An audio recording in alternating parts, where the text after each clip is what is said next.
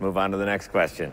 Go ahead. Hi, my name is Jenny. I'm a sophomore, and this is for all three of you. Can you say in one sentence or less what... you know what I mean. Can you say why America is the greatest country in the world? Diversity and opportunity. Lewis? Freedom and freedom. So let's keep it that way. Will? The New York Jets. No, I'm going to hold you to an answer on that. What makes America the greatest country in the world? Well, Lewis and Sharon said it. Diversity and opportunity and freedom and freedom.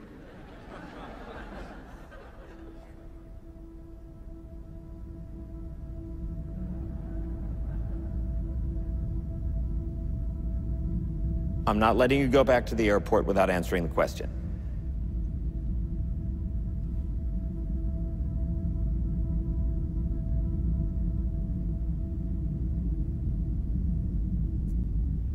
Well, our Constitution is a masterpiece. James Madison was a genius. The Declaration of Independence is, for me, the single greatest piece of American writing.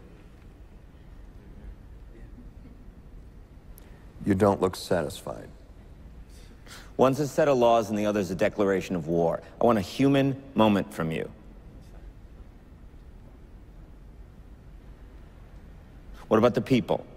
Why is America not the greatest country in the world, Professor? That's my answer. You're saying... Yes.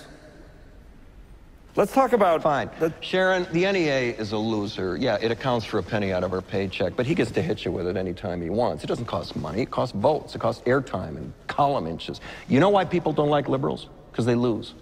If liberals are so fucking smart, how come they lose so goddamn always? Hey, and with a straight face, you're going to tell students that America is so star-spangled awesome that we're the only ones in the world who have freedom?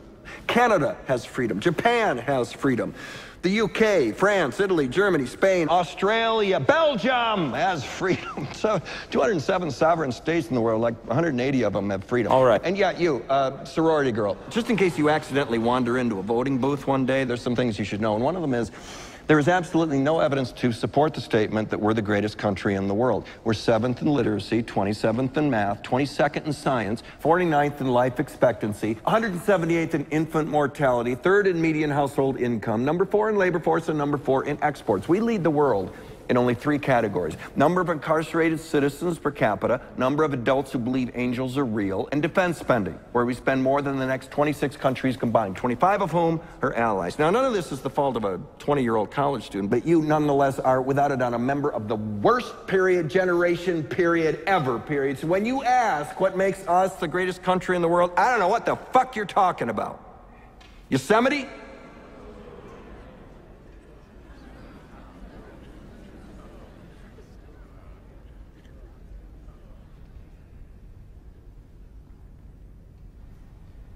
Sure used to be. We stood up for what was right.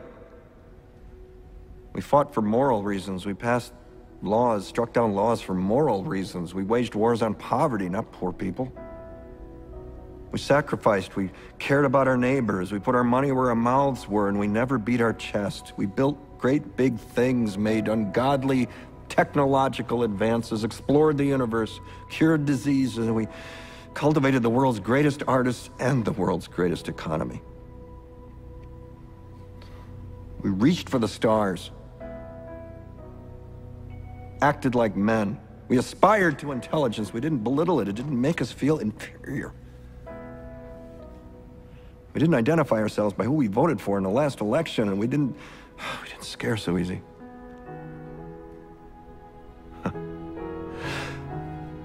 We were able to be all these things and do all these things because we were informed by great men, men who were revered. First step in solving any problem is recognizing there is one. America is not the greatest country in the world anymore.